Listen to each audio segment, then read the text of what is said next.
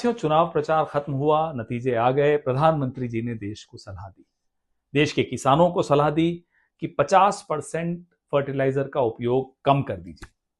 अब साहब, देश के वर्किंग क्लास को सलाह दी कि घर पे बैठिए, वर्क फ्रॉम होम कीजिए, पब्लिक ट्रांसपोर्ट का इस्तेमाल कीजिए, वाहन में तेल मत डलवाइए। देश के किचन्स को सलाह दी कि खाने का तेल कम से कम इस्तेमाल कीजिए। देश के नागरिकों को सलाह दी, सोना 1 साल तक मत खरीदिए। हम सबको सलाह दी, विदेश जाना बंद, 1 साल के लिए विदेश मत जाइए। प्रधानमंत्री जी, ये देश सोने के साथ एक अलग रिश्ता रखता है। सोना एक धातु नहीं है इस देश के लिए। सोने की एक सांस्कृतिक कीमत है, एक धार्मिक कीमत है, एक भावनात्मक कीमत है।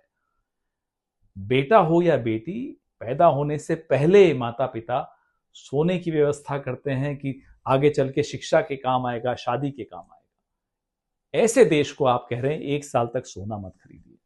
क्या वो शादी 1 साल के लिए टाल देगा? क्या वो शिक्षा 1 साल के लिए टाल देगा? किसानों को आपने बड़े आराम से कह दिया, साहब 50% कम कर दीजिए फर्टिलाइजर का उपयोग। क्या वो 50% खेत जोतेगा? पीएम प्रणाम योजना की असलियत हम भी जानते हैं, आप भी जानते हैं। 3 साल की योजना थी, 23 से 26। अभी कुछ महीनों पहले नड्डा जी ने संसद में खड़े होकर कहा कि पीएम प्रणाम योजना में कुछ नहीं हुआ।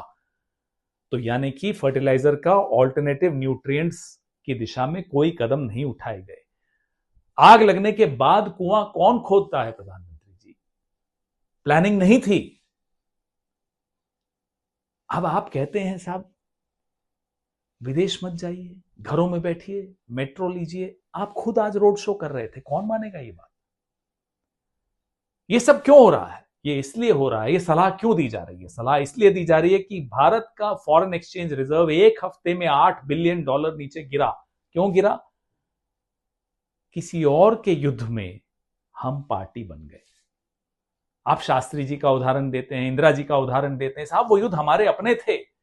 ये गैर कानूनी युद्ध हमारा नहीं है। इजराइल अमेरिका का ईरान के साथ एक गैर कानूनी युद्ध चल रहा है। हम बाहें खोलकर ईरान के खिलाफ और इजराइल के साथ क्यों खड़े हुए? जाहिर सी बात है, उसका खामियाजा पूरा देश भुगत रहा है। पाकिस्तान, 6 लैंड रूट्स खुल गए हैं ईरान